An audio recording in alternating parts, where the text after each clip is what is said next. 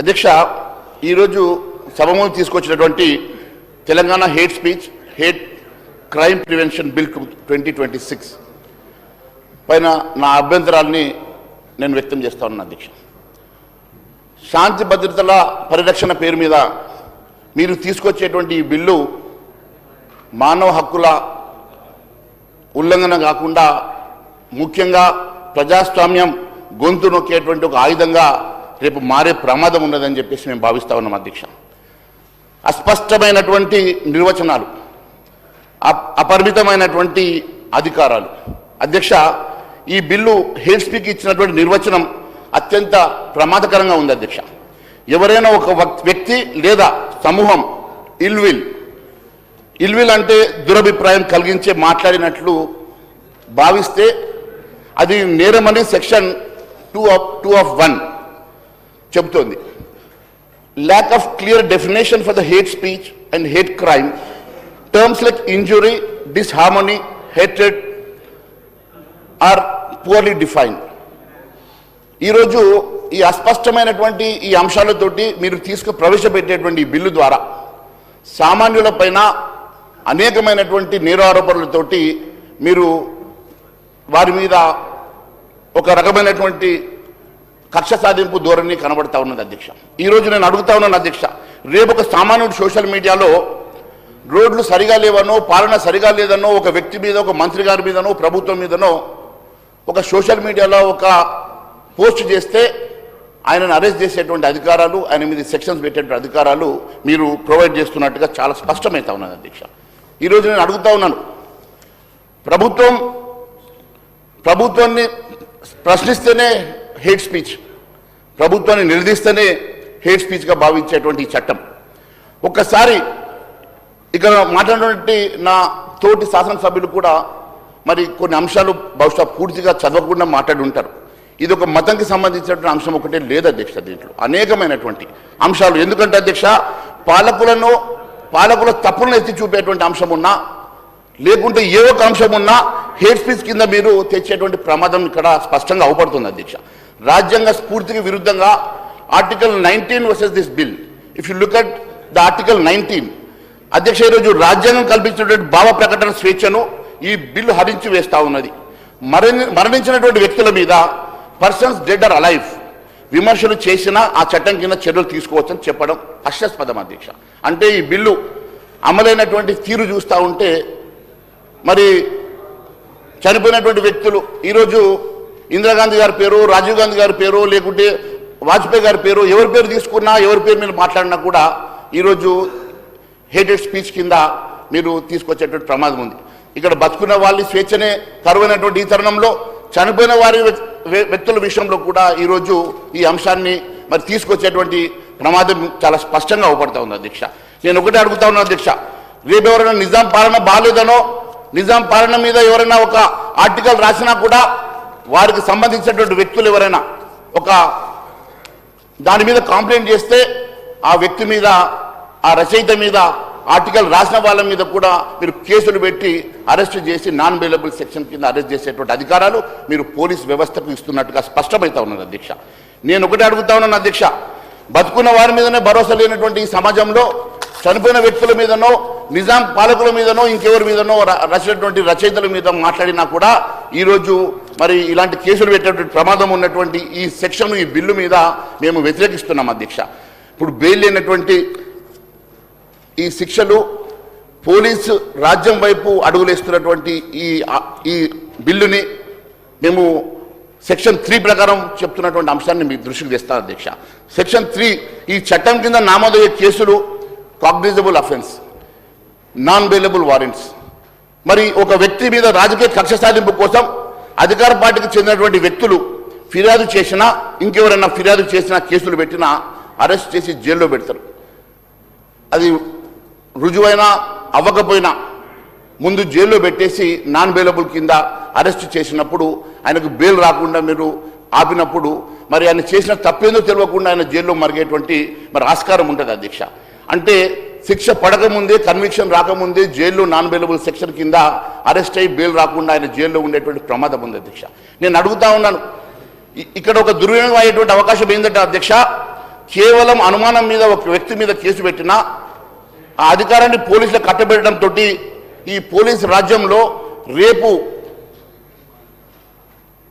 నేరం రుజువు చేసుకునేటువంటి అవసరం అరెస్ట్ అయిన వ్యక్తి మీద ఉంది అధ్యక్ష. నేరం రుజువు చేయాల్సిన మరి అధికారి మీద లేదు అధ్యక్ష ఈ చట్టంలో. అంటే ఎంత ప్రమాదం అని అంటే అధ్యక్ష, ఒక పోలీస్ అధికారి కేసు పెట్టి ఆయన అరెస్ట్ చేసి లోపల పెడితే ఈరోజు నేను నిర్దోషులని చెప్పుకునేటువంటి మరి అవసరం ఈరోజు అరెస్ట్ అయిన వ్యక్తి మీద ఉంటుంది. కానీ పోలీసు ఎందుకు కేసు పెట్టాడో పోలీసుకి రుజువు చేయాల్సినటువంటి అవసరం లేనటువంటి ఈ చట్టాన్ని మేము వ్యతిరేకిస్తున్నాం అధ్యక్ష. నేరం రుజువు కాకముందే జైలు అంటే ఇది అన్యాయం కాక ఇంకేమవుతుంది? ఇది కేవలం మీ ఆన్కి మాత్రమే నిదర్శనం అని మేము భావిస్తూ ఉన్నాం అధ్యక్ష. ఈరోజు ఎగ్జిక్యూటివ్ మెజిస్ట్రేట్ సర్వాధికారాలు ఇవ్వడం సెక్షన్ 4లో మీరు ఇచ్చినటువంటి సర్వాధికారాలు ఒక మెజిస్ట్రేట్కి సెక్షన్ 4 ప్రకారం కేవలం రిపీట్ అఫెండర్ పేరు మీద, అంటే ఒకసారి ఒక వ్యక్తి మీద కేసు పెడితే ఆ వ్యక్తి అరెస్ట్ అయినా ఆయన మీద మరి కన్విక్షన్ అయినా కాకపోయినా ఒక్కసారి ఆయన సెక్షన్ కింద అరెస్ట్ అయిన వ్యక్తిని రిపీటెడ్ అఫెండర్ కింద మళ్ళీ అనుమానంతో కూడా అరెస్ట్ చేసేటువంటి అధికారాలు ఈ సెక్షన్లో ఇవ్వడం వల్ల ఆ వ్యక్తి మళ్ళీ రిపీట్ అఫెండర్ కింద ఒకసారి ఆయన మీద కేసు పెడితే ఆయనను మళ్ళీ అరెస్ట్ చేసేటువంటి మళ్ళీ ఆయన కేసు పెట్టేటువంటి ఆల్మోస్ట్ బ్లాక్ లిస్ట్ చేసినట్టుగా, రౌడీ షీట్ ఓపెన్ చేసినట్టుగా ఆ వ్యక్తిని వితౌట్ మీరు కాగ్నిజెన్స్ లేకుండా ఆయనను అరెస్ట్ చేసే అధికారాలు మీకు ఉండడం అనేది ఇది చాలా బాధాకరం అధ్యక్ష. అంతేకాదు అధ్యక్ష, ఈరోజు ముందస్తు బెయిల్ ఉండవు, రాజకీయ ప్రత్యర్థులను నియంత్రించడానికి మీరు తీసుకున్నటువంటి చట్టం ఇది రేపు మీరు ఎప్పుడు అధికారం ఉండరు అధ్యక్ష.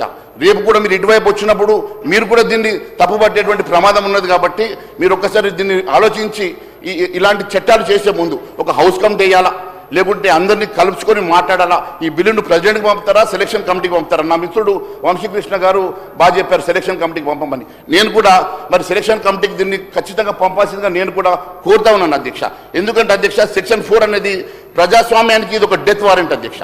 ఇది ప్రజాస్వామ్యాన్ని కూని చేసేటువంటి ఒక చట్టం అధ్యక్ష. దీన్ని దయచేసి క్షుణ్ణంగా వారు కూడా డాక్టర్ గారు చదవాలా, క్షుణ్ణంగా దీన్ని చట్టాన్ని చదవాల్సిందిగా నేను కోరుతా ఉన్నాను అధ్యక్ష. ఇది అది కూడా మాట్లాడతా, సోషల్ మీడియా కూడా మాట్లాడతా తమ్ముడు, నేను డెఫినెట్గా మాట్లాడతా, ఈరోజు డెఫినెట్గా మాట్లాడతాను అధ్యక్ష. సెక్షన్ 4 ప్రజాస్వామ్యానికి ఎంత డేంజర్ అంటే అధ్యక్ష, ఈ రిపీట్ అఫెండర్ అనే ముద్ర వేసి ఎగ్జిక్యూటివ్ మెజిస్ట్రేట్ ద్వారా నోరు నొక్కేసి ఆయనను మరి బ్లాక్ లిస్ట్ చేసి ఆయన రిపీటెడ్గా అరెస్ట్ చేసే అధికారాలు ఇది కక్ష సాధింపు కాక ఏంది అధ్యక్ష? ఇది ఛార్జ్ కేవలం not even required to get convicted or proved అధ్యక్ష. ఇది ఇంకొకటి అధ్యక్ష, సెక్షన్ 5 and 8 ఏం చెప్తా ఉన్నాయో ఒకసారి చూడండి అధ్యక్ష. సెక్షన్ 5 ప్రకారం ఏదైనా సంస్థలో నేరం జరిగితే ఆ సంస్థ సభ్యులందరూ కూడా దీంట్లో భాగస్వాములే, సభ్యులందరి మీద కూడా మరి ఈ కేసు నామోదింప చేయబడుతుంది. ఇప్పుడు ఆ సంస్థలో ఒక వ్యక్తి నేరం చేసినా, తప్పు చేసినా వాస్తవానికి ఆ సభ్యులందరూ కూడా దీనికి శిక్ష అర్హులు అనేది సెక్షన్ 5 and 8 చెప్తా ఉంది అధ్యక్ష. అంటే అధ్యక్ష, ఈరోజు ఇది రివర్స్ బర్డన్ ఆఫ్ ప్రూఫ్. ఒకసారి వ్యక్తి అరెస్ట్ అయిన వ్యక్తే నేను నేరస్తుని కాదు అని చెప్పుకునేటువంటి దుస్థితి ఈ సెక్షన్ చెప్తా ఉన్నాయనంటే ఇది ఎంత ప్రమాదకరమో ఒకసారి ఆలోచన చేయాలని నేను కోరుతా ఉన్నాను అధ్యక్ష. అంతేకాదు అధ్యక్ష, అన్రిజిస్టర్డ్ అసోసియేషన్స్ కూడా దీనికి ఈ కోగే వస్తాయి అధ్యక్ష.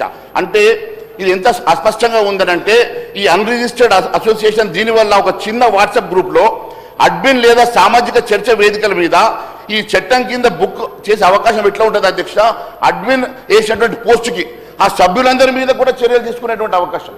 ఇప్పుడు అడ్మిన్లో ఉన్నటువంటి గ్రూప్ మెంబర్స్ 30 మంది 50 మంది ఉంటే అధ్యక్ష, ఏ ఒక్క వ్యక్తి ఈ చట్టంలో ఒక పోస్ట్ చేసినా కూడా మన మెంబర్స్ మీద కూడా ఇది వర్తిస్తుంది అనేది ఆ స్పష్టత కూడా లేకపోవడం కూడా చాలా బాధాకరంగా ఉంది అధ్యక్ష. అంతేకాదు అధ్యక్ష, దీంట్లో రాజకీయ కక్ష సాధింపు ప్రభుత్వం తనకు నచ్చిన సంస్థల మీద లేదా నచ్చని సంఘాల మీద వారి ఇష్టానుసారంగా చర్యలు తీసుకునేటువంటి ఆస్కారం ఉన్నటువంటి చట్టం ఇది ప్రజాస్వామ్యానికి ప్రమాదకరం అని చెప్పి మేము భావిస్తూ ఉన్నాం అధ్యక్ష. అపరిచిత వ్యక్తి ఎవరు మెసేజ్ పోస్ట్ చేస్తే కూడా ఆ గ్రూప్కి మీరు దాన్ని ఆ గ్రూప్ని కూడా బాధ్యులను చేస్తే ఇది చాలా బాధాకరంగా ఉంది అధ్యక్ష. దీన్ని ఖచ్చితంగా ఒకసారి రివ్యూ చేయాల్సిందిగా కోరుతా ఉన్నాం. సెక్షన్ 8 ప్రకారం ప్రభుత్వ అధికారులకు మాత్రం పూర్తి రక్షణ కల్పిస్తూ ఉన్నారు అధ్యక్ష. సెక్షన్ 8 ప్రకారం ప్రభుత్వ అధికారులకు మాత్రం పూర్తి రక్షణ కల్పించారు. అంటే వాళ్ళు ఏం చేసినా శిక్ష లేదు. సామాన్యుడు ఏం చేయకుండా అరెస్ట్ చేస్తారు, అధికారులు మాత్రం గుడ్ ఫెయిత్ అది అధ్యక్ష. అధికారుల మీద గుడ్ ఫెయిత్ ఉంటుంది, కానీ సామాన్యుల మీద ఏ సెక్షన్ పెట్టినా సెక్షన్ 8 ప్రకారం సామాన్యుడు మాత్రం ఆయన శిక్షార్హుడు అంట అధ్యక్ష. ఇది సామాన్యుని జైల్లో పెట్టడానికి మరి అధికార పార్టీలో ఉన్నటువంటి వాళ్ళు, ప్రభుత్వంలో ఉన్నటువంటి వాళ్ళు దీన్ని ఏ రకంగా మిస్యూజ్ చేసుకునేటువంటి ఆస్కారం ఉన్నటువంటి సెక్షన్స్ని మీరు ఒకసారి మరి రివ్యూ చేయాల్సిందిగా కోరుతా ఉన్నాను అధ్యక్ష. సామాన్యుడికి సంఖ్యలు, ప్రభుత్వ అధికారులకు మాత్రం రక్షణ కవచాలు ఈ సెక్షన్ ఇవ్వడం అనేది చాలా బాధాకరం అధ్యక్ష. డిజిటల్ సెన్సార్షిప్ కూడా ఇప్పుడే నా మిత్రుడు అడుగుతా ఉన్నాడు. మరి నోటిఫైడ్ అధికారి ఏదైనా కంటెంట్ను తొలగించే లేదా బ్లాక్ చేసే అధికారం ఇవ్వడం ద్వారా సోషల్ మీడియాపై ఉక్కుపాదం మోపాలను చూస్తూ ఉన్నారు. ఇది సమాచార హక్కు మరి కాలరాయడమే అధ్యక్ష. ఈ బుల్లి ఉద్దేశం సమాజంలో సామరస్యం పెంచడానికి కాదు, సమాజంలో భయం పెంచడానికి, చట్టాల రక్షణ కోసం, ప్రజల రక్షణ కోసం ఉండాలి, కానీ ప్రజల గొంతు నొక్కేయడానికి కాదు అని చెప్పి మేము భావిస్తా ఉన్నాం అధ్యక్ష. The bill is not a shield for protection for society, it is a death warrant for freedom of speech. We demand this bill to be send to the selection committee అధ్యక్ష. సెలక్షన్ కమిటీకి మరి పంపాల్సిందిగా దీన్ని ఒకసారి, లేదంటే review కమిటీని వేయండి, లేదంటే house కమిటీని వేయండి, దీన్ని ఒకసారి రివ్యూ చేయాల్సిందిగా కోరుకుంటూ ఈ అవకాశం ఇచ్చిన స్పీకర్ గారికి ధన్యవాదాలు తెలియజేస్తున్నాను.